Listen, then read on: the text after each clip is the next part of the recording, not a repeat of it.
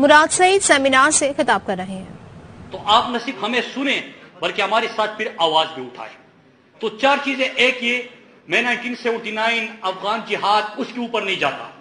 9/11 کے بعد کس طرح یہاں پہ جنگ شروع کی گئی اور کتنے ہم نے جنازے اٹھائے، وہ کیا عوامل تھے اور کیا جھوٹ بولا گیا۔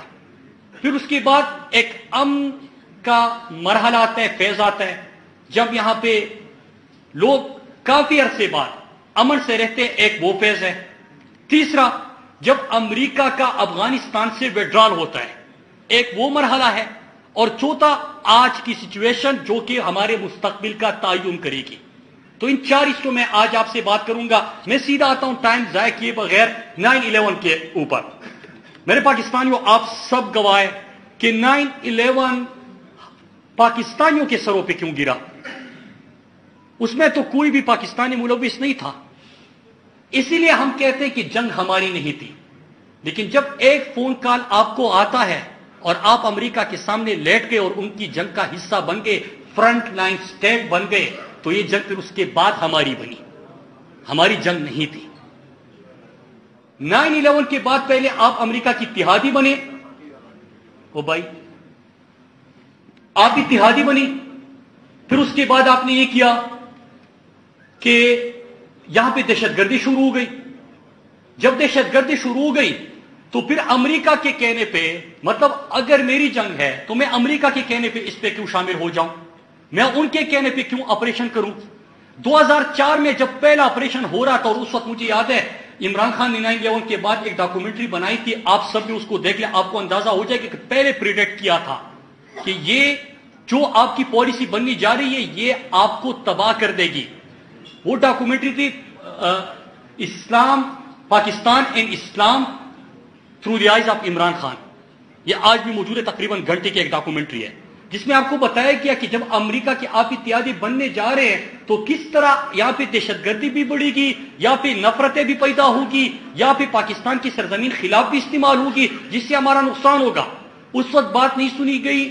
2004 میں جب پہلا وزیرستان میں آپریشن ہو رہا تھا تو ان علاقوں کی کچھ روایات ہے، ان سے وہ بات ہو سکتی تھی۔ ان لوگوں نے آپ سے کوئی بات کی، میں مسعود ٹرائب کی بات کر رہا ہوں۔ ہوتا کیا ہے کہ آپ نے کچھ نہیں سنا، فیصلہ ہو چکا تھا اور آپ نے آپریشن کیا۔ پھر سلسلہ کہاں پہ بڑھا؟ 2004 میں آپریشن کیا وزیرستان میں، پھر وزیرستان میں دوبارہ آپریشن کیا، باجوڑ میں آپریشن کیا، خیبر میں کیا، مومن میں کیا، کورم میں کیا، اورگزئی میں کیا، سوات میں کیا، باجوڑ میں کیا، آپ نے پھر بنیر میں کیا، در میں کیا، پورے خیبر پختونخوا تک آپ کے آپریشن کا سلسلہ پہ اپنے قوم کو ایندھن مت بنائے۔ کسی کے کہنے پہ آپ کے لوگوں کے اوپر جو جنازے اٹھتے ہیں ان کو اون مت کرے۔ مدرسے پہ بمباری ہوتی ہے، 70 بچے قرآن مجید کی تلاوت کرتے شہید ہوتے ہیں۔ مجھے آج بھی یاد ہے بلوچستان ایک تقریر مقابلے کے لیے میں اس دن جا رہا تھا یونیورسٹی سے، جس دن باجوڑ پہ یہ ڈرون حملہ ہوا، 70 بچے قرآن پاک کی تلاوت کرتے ہوئے شہید ہو گئے۔ ہمارے یہاں پہ پریزیڈنٹ اور ہمارے ادارے کیا کہہ رہے تھے کہ بہانے ڈھونڈ رہے تھے کہ یہ ہم نے کیا ہے، بعد میں حقائق سامنے آئے۔ تو ایک سچ بولے، آزاد پالیسی رکھے، کسی کے کہنے پہ آپ یہ چیزیں نہ کریں، پہلے تو یہ شروع کر دینا، بعد میں آپ کے معاملات ٹھیک ہوں گے۔ اب یہ سب کچھ ہو گیا، پھر اس کے بعد ایک اور فیز آتا ہے، اور اس میں آپ کو میں پھر ریکمینڈ کر دوں گا کہ جو ڈی کلاسیفائڈ ڈاکومنٹس ہوتے ہیں امریکہ میں اور دنیا میں، سسٹم کیا ہے کہ ہماری کچھ بھی آپ کو مطالعہ پاکستان میں جو بتایا گیا وہ آپ کی تاریخ ہے، جو آپ لوگوں کو کتاب، کسی بھی کتاب کسی نے لکھی وہ آپ کی تاریخ ہے، لیکن سچ کبھی سامنے نہیں آتا۔ ہم کبھی حقائق لوگوں کے سامنے نہیں لاتے کہ کون سی جنگ میں ہم کس طرح گئے تھے، کیونکہ پہلے کیا تھا، 1979 میں مجاہدین تھے، 9/11 کے بعد امریکہ جس کے کہنے پہ آپ نے جہاد شروع کیا تھا، انہوں نے کہا کہ یہ دہشت گرد ہے، آپ نے کہا کہ دہشت گرد ہے۔ 20 سال آپ کی مجاہدین، پھر آپ کے دہشت گرد، پھر امریکہ کے کہنے پہ آپریشن۔ اس طرح نہیں چلتا، اس طرح قومیں نہیں چلتی، اس طرح ملک نہیں چلتے، اس طرح لوگوں کو ایندھن نہیں بنایا جاتا۔ تو ایک کام کرے، ہر 20 سال بعد، 15 سال بعد امریکہ اور یورپ ان ممالک کا ایک کام ہے کہ یہ اپنے ڈاکومنٹ جو ہے، جو مختلف فیصلے ہوتے ہیں وہ ڈی کلاسیفائی کرتے ہیں۔ تو دہشت گردی کے حوالے سے جتنے ڈی کلاسیفائڈ ڈاکومنٹس ہیں وہ آپ سب پڑھیے، آپ کو اندازہ ہو جائے گا کہ کس کا اس میں کیا کردار تھا اور اس سے کیا حقائق آپ کے سامنے تھے۔ میں اس کی تفصیلات میں نہیں جاتا کیونکہ مجھے ہر پولیٹیشین کا اور ہر ادارے کے سربراہ کی تمام ملاقاتیں یاد ہے، لیکن میں اتنا ٹائم نہیں ہے کہ میں آپ کے سامنے رکھوں۔ اب میں آ جاتا ہوں دوسرا فیصلہ۔ یہ فیز ہو گیا. پھر اس کے بعد ایک اور فیز آتا ہے کہ پچھلے 4-5 سالوں میں کیا ہوا کہ امن آ گیا. عمران خان کی حکومت ہے, ایک ڈرون حملہ نہیں ہوتا, کوئی آپریشن نہیں ہوتا, کہیں پہ آپ دھماکے اور یہ چیزیں نہیں سنتے. آپ سنتے ہیں تو کیا سنتے ہیں ذرا, کہ آپ کا وزیرستان کے رستے سے اور باجوڑ کے رستے سے بھی آپ نے آغاز کرنا تھا. وزیرستان کے رستے آپ کا افغانستان سے ٹریڈ شروع ہو جاتا ہے. آپ وہاں پہ نئے روٹس جو ہے وہ کھولنا شروع کر دیتے ہیں. قادری صاحب یہاں پہ بیٹھے کہ خیبر سے کتنے ٹرکس آپ کے جانے لگے اور کس طرح آپ کا یہاں پہ بزنس بڑھتا گیا, ٹریڈ بڑھتا گیا. اچھا یہ کون سے ٹائم پہ ہو رہا ہے؟ یہ اس وقت ہو رہا ہے جب اشرف غنی کی حکومت ہے. مینز کہ ہمارا جو پورا نیشنل نیریٹو آپ ان دنوں کا دیکھیں کہ اشرف غنی پرو انڈیا گورنمنٹ, انڈیا ان کی زمین پاکستان کے خلاف استعمال کر رہی ہے. یہاں پہ EU ڈس انفو لیب, اب اتنے اٹیکس ہوئے, کراس بارڈر اٹیکس ہوئے, یہ تمام چیزیں آپ کو بتائی جاتی تھی بار بار میڈیا پہ, اور آپ کے اوپر اس کے اوپر سیمینارز بھی ہوتے تھے, بریکنگ نیوز بھی چلتی تھی. اس دوران کہ پرو انڈین گورنمنٹ ہے, ٹریڈ بڑھ رہا ہے, افغانستان کے ساتھ آپ کے تعلقات ٹھیک ہو رہے ہیں, یہاں پہ آپ کا کوئی ڈرون حملہ نہیں ہو رہا, کوئی ملٹری آپریشن نہیں ہو رہا, کوئی دہشت گردی نہیں ہو رہی. ملاکن ڈویژن میں صرف عید کے 3 دنوں میں, آخری عید جب عمران خان کی حکومت ہٹانے سے پہلے 3 دنوں میں 60 بلین کی آپ کی ٹوریزم اکنامک ایکٹیویٹی ہوئی. 3 دنوں میں 60 بلین سوات اور ملاکن آ گیا, ٹوریزم میں اضافہ ہوا.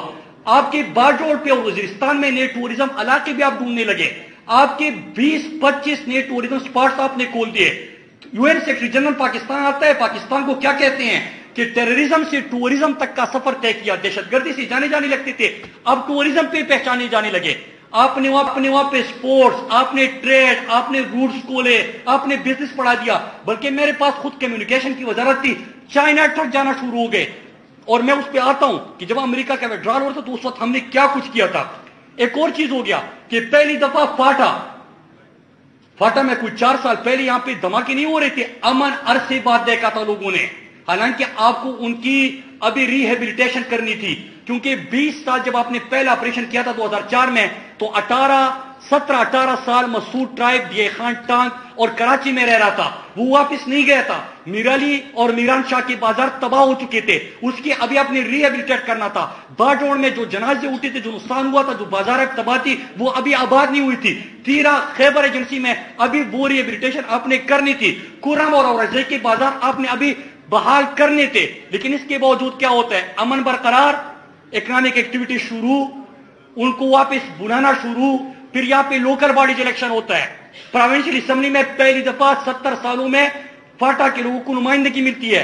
70 سالوں میں پہلی دفعہ ہر ویلتھ کونسل کی سطح پہ فاٹا میں الیکشن ہوتے ہیں. الیکشن میں کیوں بات کر رہا ہوں, اس لیے کر رہا ہوں کہ وہاں پہ پولیٹیکل ایکٹیویٹیز مطلب جلسے ہو رہے ہیں, لوگ نکل رہے ہیں, ہر گاؤں میں نکل رہے ہیں, کوئی دھماکہ نہیں, کوئی چیزیں نہیں. آپ نے وہاں پہ انٹرنیٹ کی بحالی کے اوپر کام شروع کیا, فائبر اپٹیک بچانا شروع کر دیا, ٹیلی فون جو نیٹ ورک تھے یا باقی موبائل نیٹ ورک تھے ان کو وہاں پہ لے جانا شروع کر دیا.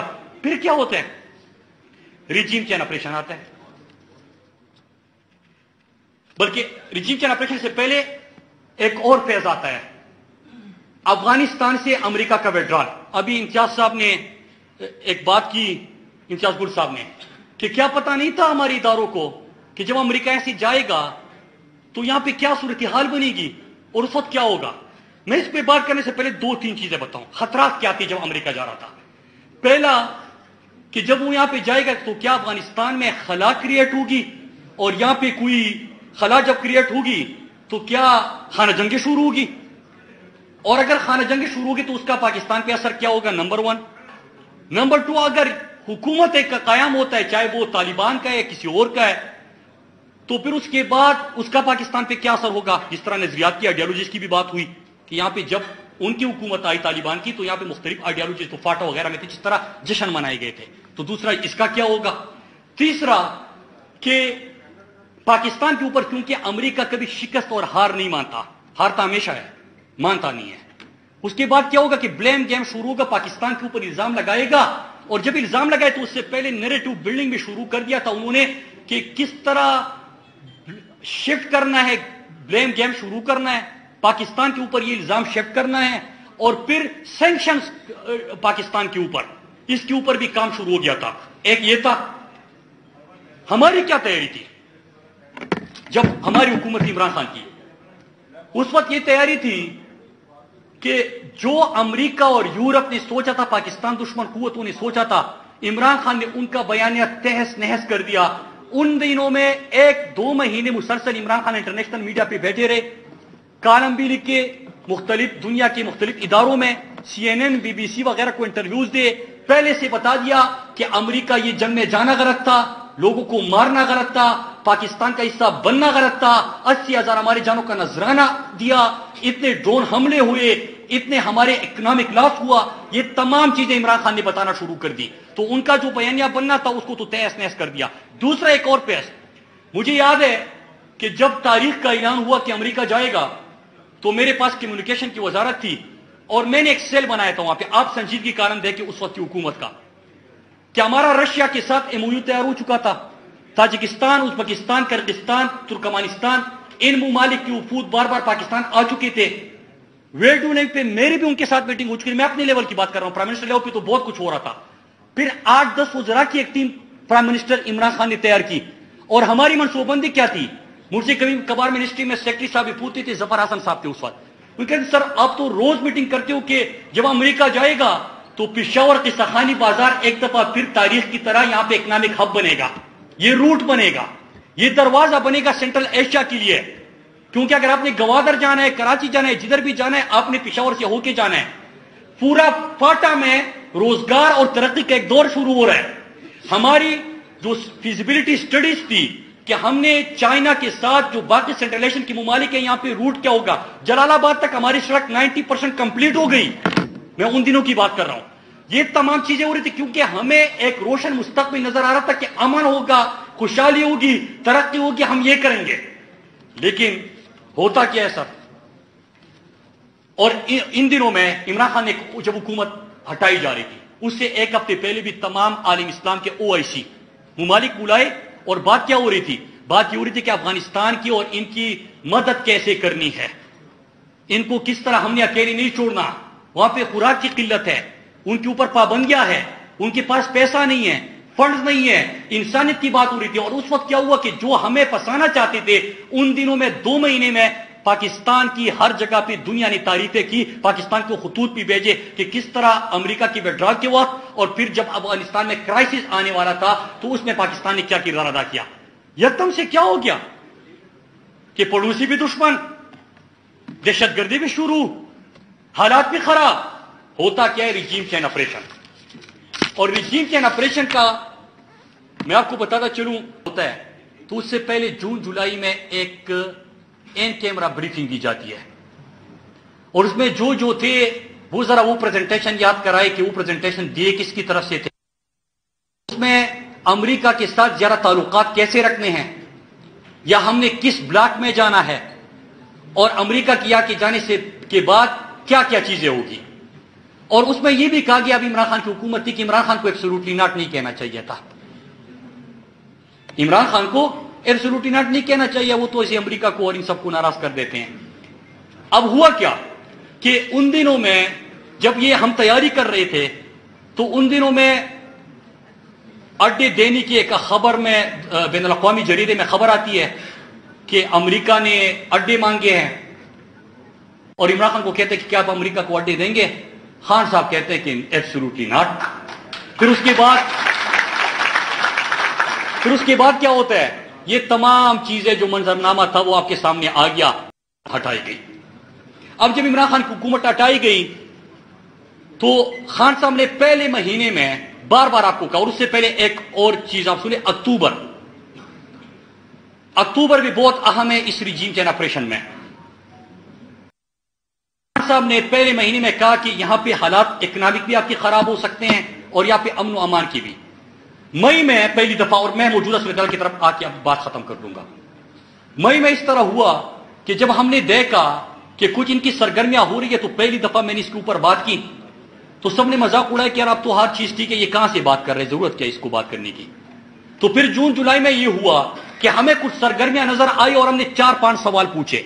सवाल इसलिए पूछे कि पाकिस्तान में कोई भी आप बात करो ना मुल्क की मफाद, तो लिहाजा मैंने सिर्फ सवाल पूछे। सवाल पहला ये ऊपर FIR भी हुए, गद्दारी के फतवे भी लगे। सवाल एक से पूछता हूं, दूसरे के हुलिये में बंदे भी सामने आ गए, दूसरे से सवाल पूछने लगा तो ये सामने आ गए। यहां तक कहा गया कि झूठ बोल रहे हैं। इंटीरियर मिनिस्टर ने टीवी पे आके, और मैं क्यों झूठ से शुरू किया था, इनके झूठ से, और इनके झूठ पे अब मैं खत्म करने जा रहा हूं कि ये जंग जब झूठ पे हो, जब आपकी तमाम मामला झूठ पे हो, जब गुलामी पे हो, जब आप किसी और के अलाकार बनते हो, जब डॉलरों के लिए आप काम करते हो, तो फिर आप इसको शिकस्त नहीं दे सकते। इसका एक ही तरीका अड्डी देने की आपका कोई मुआहिदा हुआ है या चलता नहीं। यहां पे चाइना को रोकना है, फिर इसके साथ साथ आपका रशिया, फिर आपकी ताकतें, फिर यहां पे अपना असर रसूख कायम रखना, तो ये तमाम चीजें शुरू हो गई। फिर जब ये सवाल पूछे तो एयर स्पेस का और ड्रोन हमलों का भी सवाल पूछा, अड्डू का भी सवाल पूछा। इंटीरियर मिनिस्टर कराची में खड़े होके कहता है कि झूठ है, प्रोपेगेंडा है, अमन अमान के हालात ठीक है। लेकिन जब हमने सरगर्मियां देखी तो मैं वाज़ेह तौर पे उस वक्त भी पैगाम दे चुका था और आज भी दे रहा हूं, न हमने इनकी ट्रैप में आना है, न उनकी ट्रैप में आना है, न हमने इनके लिए इस्तेमाल होना है, न उनके लिए इस्तेमाल होना है। लेकिन जो स्वात मलाकन डिवीजन खैबर पख्तूनख्वा हमने अपने हाथों से बनाया था, जो हमने अमन हासिल किया है, हम अपनी नजरों के सामने किस तरह उसको तबाह होता देख सकते हैं। तो हम तो आवाज उठाए, किसी ने साथ नहीं। हमने मलाकन डिवीजन के लोगों के पास गए, लाखों की तादाद में लोग आए, लोगों ने एक पैगाम दिया कि हम किसी की जंग में हिस्सा नहीं बनेंगे, हम नहीं होंगे। और फिर क्या होता है मेरे पाकिस्तानियों, फिर उसके बाद राब्ता होता है। 12 अगस्त को कहा जाता है कि 48 घंटे में ये वापस चले जाते हैं। लेकिन सितंबर के पहले का मीडिया भी मेरा मुजरिम होगा। ये खबर ये होगी कि फ्ला जगह में धमाका हुआ, इतने जनाजे उठाए गए, आपके लिए जनाजा, आपके लिए एम्बुलेंस में लाश और किसी के हाथ और पांव जो कटे हुए हो, वो आपके लिए खबर होगी। मेरे लिए खबर ये है कि किसी ने मेरे घर में घुसने की कोशिश की, मैंने उनको भगा दिया। मेरे लिए ये खबर है। मेरे लिए खबर ये नहीं है कि जब मेरा जनाजा उठेगा, जनाजा रोको, साथ दो, नहीं दिया। लेकिन फिर क्या होता है, मुझे पता था, मैंने ये भी कहा था कि आप इसका तहरीक इंसाफ को, तो जब आपकी सोच ये हो मुल्क की कि हमने साउथ पंजाब में इलेक्टेबल्स को इकट्ठा करना है, हमने बलूचिस्तान में वो जो लोग हैं उनको साथ मिलाना है, और खैबर को जब इसके ऊपर पॉलिसीज हो तो आप कर सकते हैं। और फिर ब्लेम किसके ऊपर डाले? 10 साल से तहरीक इंसाफ की खैबर पख्तूनख्वा में हुकूमत है। हुकूमत खैबर पख्तूनख्वा क्या कर रही थी? तो बॉर्डर मुझे दो तो मैं बता दूंगा कि मैं क्या कर रहा था। खैबर पख्तूनख्वा हुकूमत आपको अमन दिया था, खुशहाली अमेरिका के लिए पाकिस्तान को इस्तेमाल किया जाता है, ये हमारे लिए मसला है। फिर मलाकन डिवीजन में सितंबर में फिर आ जाते हैं, फिर लाखों लोग निकलते हैं, फिर हमारे हालात ठीक हो जाते हैं। जब हालात ठीक होते हैं तो मैं और गम में इजाफा हुआ। गम में इजाफा कैसे हुआ? असल लोगों के पास जाओ यार, उनकी बात करो। और ये बस 2 जुमले, क्योंकि मैं वो खान साहब की स्पीच का टाइम देख रहा हूं तो इसलिए 2-3 मिनट आगे कर रहा हूं।